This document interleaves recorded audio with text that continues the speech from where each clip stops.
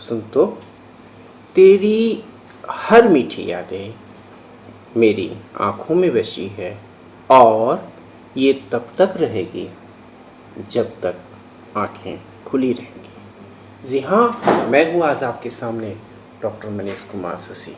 आज हम लोग सरोजिनी नायडू का एक इम्पॉर्टेंट लेसन जो विलेज सॉन्ग के नाम से प्रख्यात है, उसे हम लोग उस लेसन के जो मेन थीम रहे हैं, थॉट्स रहे हैं, टीच रहे हैं, व्यू रहे हैं, इम्पॉर्टेंट जस्ट डिस्कशन के साथ साथ इवोकेशन को भी हम लोग समझने का प्रयास करेंगे। विद्वानों ने कहा है मनुष्य के 6 शत्रु हैं: काम, क्रोध, लोभ, मोह, मद, मत्सर। कहा भी गया है कि मोह में हम बुराइयां नहीं देख पाते, इसी तरह नफरत में हमें अच्छाइयाँ नजर ही नहीं आती। ये हम लोग जो विद्वानों की सोच रहे हैं उसे हम लोग समझने का प्रयास करेंगे।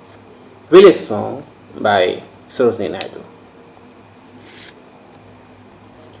Sarojini Naidu was an Indian political activist and poet, a proponent of civil rights, women emancipations,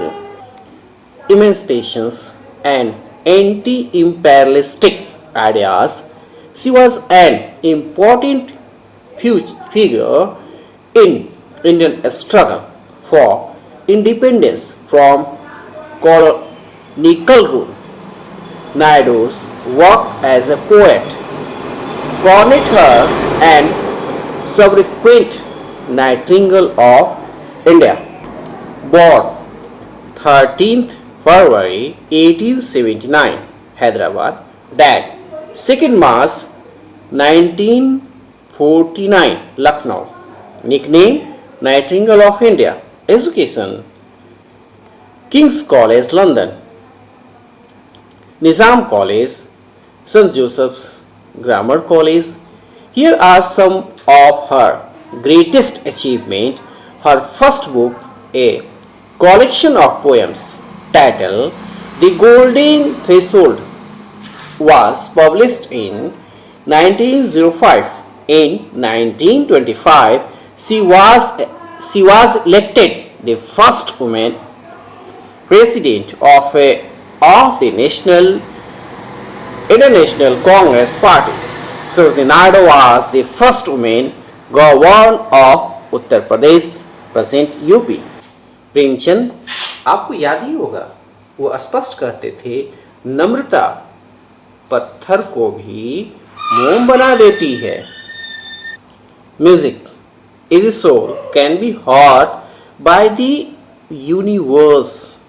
I mean to say world, whole world. Music just listen and it's create our name and fame. कहा गया ना, जिंदगी में एक ऐसा मुकाम भी आया, तुझे पूरे दिल से पुकारा पर तुझे पास न पाया, तुझे पास न पाया। विद्वान ने कहा भी है कि विश्वास असंभव को संभव बनाता है। बोलना एक कला है, परंतु मौन उससे भी ऊंची कला है। ये हमारे राष्ट्रपिता सिखा करके गए हैं। Sarojini Naidu, the Nightingale of India, was a poet, nationalist fighter for women's rights and nation's builder. Her 3 volumes of poems, The Golden Threshold, The Bird of Time, and Broken Me, were received warmly across the world.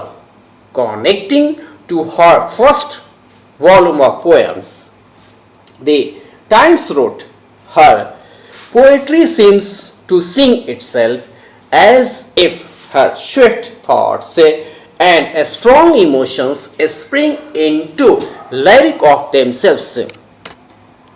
The pictures are of the East, it is true, but there is something fundamentally human in them that seems to had to prove that to best song knows nothing to east and west. Impressed with her second volume with a great music, the Yorkshire remarked, Mrs. Naidu has not only enriched our language but has elaborated her to grow into intimate relation with the spirit, the emotion, the mysterious and glamour of the East. The present poem is an evolve of the poet's firm faith in gods. Sarojini Naidu expressed her inmost fear and prayers to God to guide her through darkness. Manusmriti की एक चीज आपको याद होगी, उसमें बिल्कुल clearly ये बात इस बात का मेंशन किया गया है कि बाल सफेद होने से कोई वृद्ध नहीं होता, वो एक्सपीरियंस नहीं हो जाता, उसके पास अनुभव नहीं आ जाते। जो युवा होते हुए भी अध्ययनशील है, लगातार स्टडी कर रहा है, देवतागण उसे ही वृद्ध, उसे ही एक्सपीरियंस्ड वाले मानते रहे हैं। इस बात को हमें हमेशा समझने का प्रयास करना है कि आप अध्ययन करें, उसमें जितनी आप तन्मयता के साथ आप अपने मेरिट को बढ़ाने का प्रयास करेंगे, निश्चित रूप से आप अनुभवी होते जाएंगे। मेरे गुरुजी अक्सर इंग्लिश क्लास में इस बात को कहा करते थे, तुमने मैगजीन समझा, मैं किताब था। थोड़ा वक्त देते तो आप मेरे को समझ पाते। Music can change the world because it can change the people. ये इस बात को हमें हमेशा समझने का प्रयास करना है कि जो संगीत है, संगीत से जो समझदारी बढ़ती है, जो समृद्धि आती है, वो और कहीं नहीं दिखती है। Now students try to follow the lines and understand the first stanza of this poem. Try to listen me. Follow, full are my peaches and far to carry. Long is the way and long why, oh why was tempted to tarry, lured by the postman's song swiftly, the shadows of night are falling. Here, oh here is the white crane calling. Is it the world's cry? Owl's cry. There are no tender moonbeams to light me. If in the darkness a serpent should bite me, or if an evil spirit should speak me, Ram रे Ram I shall die. इस लेशन में बहुत ही clear mention वो कर रही है सरोजिनी नायडू। ये इसमें हम लोग एक वर्ड भी देख रहे हैं लास्ट में, राम रे राम। ये भाषा की बहुभाषिकता दिखाती है और अपने जो दिल के उद्गार हैं इसमें इस छोटे से वर्ड के माध्यम से बहुत कुछ कह जाती हैं सरोजिनी नायडू। इस फर्स्ट स्टेंजा में हम लोग ये उसको शॉर्ट वे में हम लोग समझने का प्रयास करते हैं कि सरोजिनी नायडू कहना क्या चाहती हैं। गांव की एक लड़की होती है जो यमुना से पानी लाने के लिए गई होती है। नाविकों के गीत में वो इतना मुग्ध हो जाती है कि बस वह उसको इस बात का समय का एहसास ही नहीं होता, उस पर वो ध्यान ही नहीं दे पाती। जब रात होने लगती है तो उसे इस बात वो महसूस करती है कि उसे घर भी लौटना है, उसे अपने पानी के घड़ों को घर ले जाना है। रात अंधेरी है, उसे इस बात का भय है कि जो सांप है वो काट लेंगे, ऊपर से कुछ आक्रमण हो सकता है और शायद वो उसकी अंतिम रात हो। इन चीजों से वो घबरा रही है। Now all of you follow the second stanza. My brother will murmur why dot the lingers, my mother will wait and weep, saying, O ship, may the great gods bring her. The Jamna's waters are deep, the Jamna's water rush by so quickly, the shadows of evening gathered so quickly, like black birds in the sky, or If the storm breaks, what will betide me? Safe from the lightning, where shall I hide me? Unless thou secure my footsteps and guide me. Ram Re Ram, I shall die. Sarojini Naidu स्पष्ट विश्लेषण के जो भावार्थ है poem के वो कह देती है। गांव की लड़की सोचती है कि उसका भाई उस पर रंज हो जाएगा, क्योंकि भाई और बहन के झगड़े तो सभी जानते हैं, वो देर क्यों कर रही हैं। बट दूसरी तरफ माँ उसकी प्रतीक्षा कर रही होगी। वो लाइन भी आया है ना कि वेट एंड वीप, प्रतीक्षा कर रही होगी और रो भी रही होगी। वह उसके सुरक्षित लौटने के लिए गॉड से प्रार्थना भी कर रही होंगी। यमुना का पानी काफी तेजी से बह रहा है। शाम, अंधेरा, घना अंधेरा वो छाता जा रहा है। अकेली लड़की को भय है कि आंधी यदि आती है तब क्या होगा। आंधी में छिपने के लिए कोई जगह नहीं होगी। वो ईश्वर से प्रार्थना करती है कि हे ईश्वर, मेरी मदद कर और मेरे को अपने घर तक पहुंचा दे। क्यों? क्योंकि माँ इंतजार कर रही होगी। माँ तो माँ है, वो इंतजार कर रही होंगी, कृपया मेरे घर तक पहुंचा दे। अब हमें ये समझने का प्रयास करना है कि आखिर लड़की देर क्यों हो गई और क्या उस नाविकों के गीत में थे कि बस वो सुनी और मंत्रमुग्ध हो गई और उसे घर जाने की चिंता लास्ट में सताती है। ये बातें उसे पानी और गीत के बीच ये समझ क्यों नहीं पाई, आखिर क्या उस रस में रहे होंगे। और इसमें बिल्कुल क्लियरली दिखाने का प्रयास किया जा रहा है कि जब कोई बहुत प्यारा चीज़ हमें मिल जाता है तो शायद हम आगे की बहुत सारी चीज़ों को भूल भी जाते हैं और बहुत सारी जो इसकी गुण है वो सरोजिनी नायडू हम तक स्पष्ट रूप से कह पा रही हैं। मेरे बचपन के दोस्त अक्सर कहा करते थे, तुम पास आने की बात करते हो, मेरा तो मुझसे भी फासला बहुत है। किसी ने कहा है ना, without music life could be a mistake. Life could be a mistake means music is the soul. We must understand the music. What's its theme? Deletion. The village song is a dramatic monologue by Sarojini Naidu. It expresses the doubt and fear of a village battle girl who has to return home in the darkness of night. A village girl went to bring water from the river Jamna. She was so much charmed by the boatman's song that she could not see the sun going down the horizon. She found that the night was falling. Her pitchers were full of water and she had to carry them home.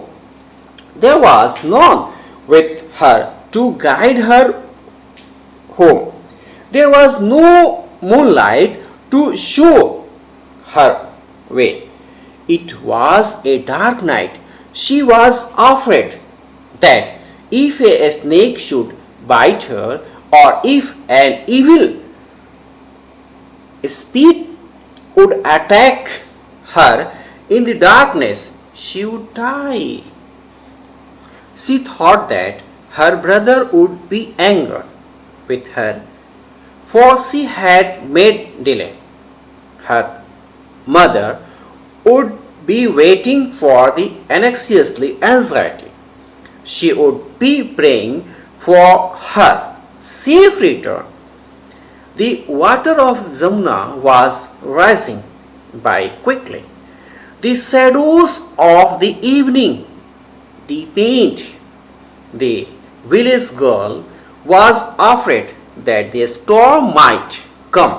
She prayed to God to come her rescue and guide her home. She thinking such a valuable act. किसी ने कहा है ना, जिसे पा नहीं सकते जरूरी तो नहीं कि उसे प्यार करना भी छोड़ दिया जाए, जैसा कि हम प्रेम देख पा रहे हैं। पिताजी अक्सर कहा करते थे, चीज़ों की कीमत मिलने से पहले होती है और इंसान की कीमत खोने के बाद होती है। म्यूज़िक के संबंध में किसी ने कहा है ना, if music be the food of love play on. Shakespeare की ये लाइन हम लोग को समझने का हमेशा प्रयास करना चाहिए। इसके सारांश, इसके समरी को हम लोग समझने का प्रयास करते हैं। गांव की एक लड़की यमुना से पानी लाने गई। वह नाविकों के गीत पे इतने मुग्ध हो गई कि वह यह नहीं देख सकी कि सूर्य क्षितिज के नीचे डूब भी रहा है। उसने देखा कि रात हो रही है, उसके घड़े के पानी बिल्कुल भरे हुए हैं। उन्हें ले जाने के लिए बहुत सारी परेशानियों का वो सामना देखने लगी। उसे घर जाने के लिए अब कोई दिख भी नहीं रहा था। उसे रास्ता दिखलाने के लिए चांदनी भी उसके साथ नहीं थी और रात घनघोर हो रहा था, अंधेरा छाता जा रहा था। उसे इस बात का डर था कि कहीं सांप उसे काट न ले, और यदि भूत ने आक्रमण कर दिया तो शायद राम रे राम आई शैल डाई, उसकी ये आखिरी रात होगी। वो इस तरह की बातों को सोच सोच करके बिल्कुल घबरा सी जाती है। वह सोचने लगी कि उसका भाई उस पर रंज होगा। क्यों? क्योंकि उसे बहुत देर हो गई है। वह उत्सुकता के साथ माँ जो है उसकी प्रतीक्षा कर रही होगी। वह उसे सुरक्षित घर रिटर्न होने के लिए, वापस आने के लिए गॉड से प्रे कर रही होगी। जमुना का जो पानी है वो तेजी से बढ़ रहा है। शाम के साथ अंधेरा गहरा होता जा रहा है। गांव की उस लड़की को भय है कि यदि आंधी आ गई, तूफान आ गई तो शायद वो उसकी आखिरी रात होगी। वो ईश्वर से लगातार प्रार्थना कर रही है कि हे ईश्वर, हे अल्लाह ताला, हे गॉड, मेरे को बचा ले, मेरे को घर पहुंचा दे। इस तरह की बातों को सरोजिनी नायडू समझाना चाह रही है। जैसा कि कल आपने वेबिनार में सुना भी, अपने वीसी साहब को, वाइस चांसलर साहब को, वो स्पष्ट कह रहे थे कि विजेता वो नहीं बनते जो कभी असफल नहीं हुए, बल्कि वो बनते हैं जो कभी हार नहीं मानते। और इस लेसन में हम बहुत कुछ इस तरह की चीज़ों को देख भी पा रहे हैं। We search some words like that. Ram Re Ram indicates a typical exclamation used by Indian women. Moments of excitement and fear. It's the reality. Ram Re Ram, it's indicating our internal thoughts, our internal expression. यदि हम सरोजिनी नायडू की बात करें तो बहुत सारी चीज़ें हम इस लेसन में प्राप्त कर रहे हैं। वह बंगाली परिवार से संबंधित थी। वार्तालाप, कन्वर्सेशन के रूप में वो पोयम को दिखा रही हैं। बचपन, बालपन के निर्णय, नादानी, माँ के प्रेम, ये सारी चीज़ों को वो समावेश करती हैं। भय, उत्तेजना, डर, अनुभव, परेशानी कि एक साथ दिखाती हैं। भाषा की बहुभाषिकता को भी वो दिखाने में सफल होती हैं। उनका स्पष्ट कहना है कि अस्थायी प्रेम के लिए हम बहुत बड़ी संकट में न पड़ जाए, इस चीज़ का वो एहसास दिलाना चाहती है, ताकि हम उस तरह के संकट में न पड़े, उस बात को वो समझाना चाह रही हैं। गांव के प्रेम को दिखा रही हैं। कविता में बहुत सारी खूबियों को एक साथ ला रही हैं। इससे एक लेसन और भी है जो सरोजिनी नायडू हम बिहार और यूपी बोर्ड में भी देखते हैं, जिसमें उनके स्टार्टिंग लाइन क्या है। स्टेट बोर्ड के उस लाइन को हम लोग देखते हैं कैसे स्टार्ट होता है। Honey bee, honey soil, whether are you going, ओडेओ cast your jewellers all the bridal blow. इस तरह वो बहुत कुछ इस लेसन में भी दिखा रही हूँ। म्यूजिक के संबंध में हम लोग बहुत सारी चीज़ों को सुनते रहे हैं। जैसा एक लाइन याद भी होगा, music express that which can't be said and और which it is impossible to be silent. ये इसकी मेरिट है। और हम लोग इस लेसन में बहुत सारी जो खूबसूरती है उसे देख पा रहे हैं। और स्पष्ट रूप से कहना है कि अस्थायी, सुख के लिए, क्षणिक सुख के लिए हम रास्ते न भटके, जो हमारे एंसेस्टर सिखा के गए हैं, उन सारी खूबियों को हम हमेशा अपने जीवन में आत्मसात करने का प्रयास करते रहें। गांव में भी बहुत सारी खूबियां हैं, उन खूबियों को अपने जीवन में उतारें और सरोजिनी नायडू के इस तरह की जो सोच है उसे हम प्राप्त करते रहें। सरोजिनी नायडू के ये मोरल जो स्टेटस हैं, मोरल जो लेसन्स हैं, पोएम हैं, वो हमें अपने जीवन में आगे बढ़ने को प्रेरित करते हैं और ये सिखाते हैं कि टेम्पररी और परमानेंट के बीच हमें किस तरह के निर्णय लेने चाहिए, और यदि हम निर्णय लेने में सफल होते हैं तो निश्चित रूप से ये दुनिया ये अपनी होगी और इसे कोई नहीं रोक सकता। और आज क्लास में सरोजिनी नायडू को हम लोगों ने काफ़ी अच्छे तरीके से समझा है और अगले क्लास में हम और भी टॉपिक पर बातें करेंगे। चलते चलते जय हिंद।